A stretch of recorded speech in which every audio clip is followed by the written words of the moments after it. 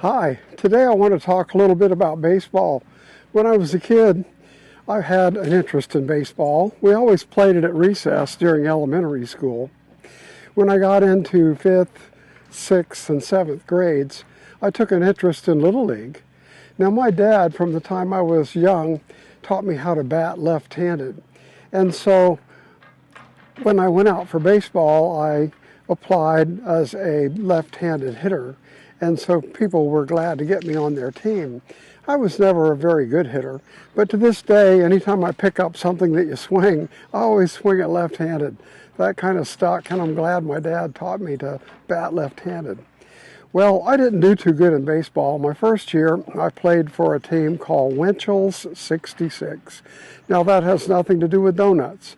There was a gas station called 66. It was the 66 station. It was owned by a man named Winchell, and he funded the team, bought the uniforms and everything. Maybe he even coached it. I don't remember. But it seems like every year I got stuck on Winchell 66, and we were right down at the bottom of the list every year. I never could get on any of the cool teams called the Lions or whatever.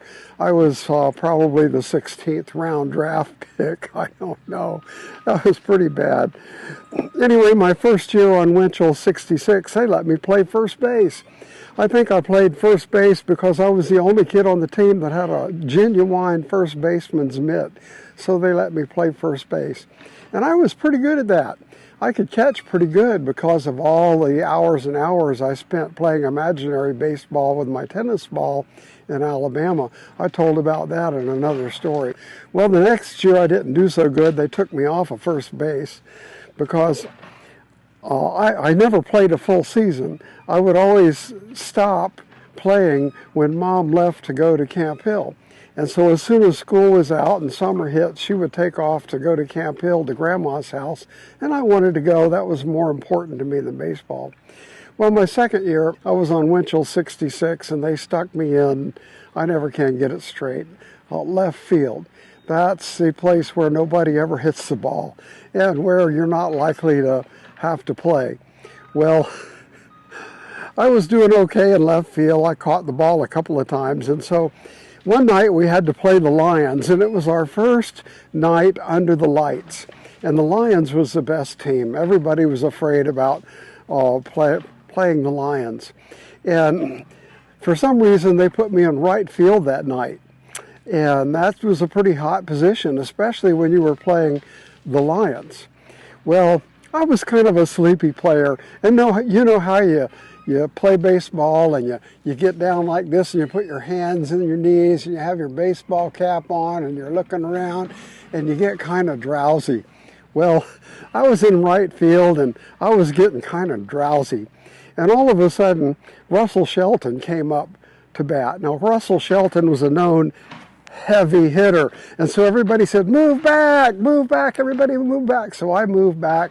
And I got down in my position with my hands on my knees, and Russell was starting to bat.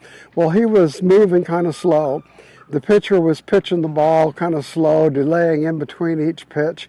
And he did ball one and ball two and strike one and strike two. And I sort of fell half asleep out there. I got in a daze under the lights. And all of a sudden there was this loud crack, and Russell hit the ball, high fly, clear out into the right field.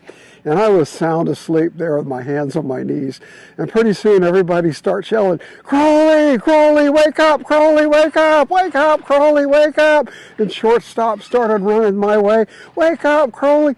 And I shook out of the daze that I was in, and I looked up in the sky like that, because I had sort of heard the crack, and I heard everybody yelling, and I looked up like that, and all of a sudden that ball came down right out of the lights. It was in the lights, so I couldn't see it, and it hit me right between the eyes, right there, perfectly between the eyes.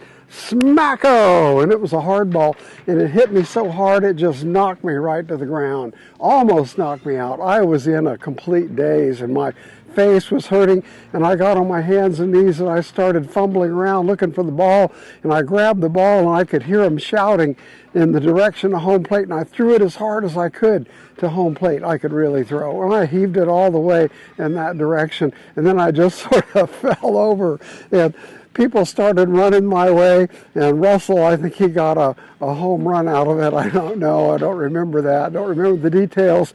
But next thing I know, my mom and dad came out of the stands, and they were standing there looking at me, and they picked me up and helped me off the field, one on each arm, and they took me home and started doctoring my eye. Mom slapped some ice on it, and I went to bed wounded in more ways than one.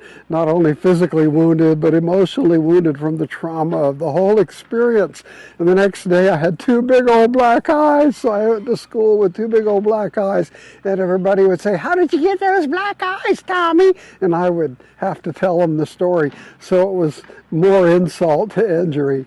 But anyway, that was the day that I got everybody's attention playing right field in baseball, and I got smacked down by a high fly from Russell Shelton.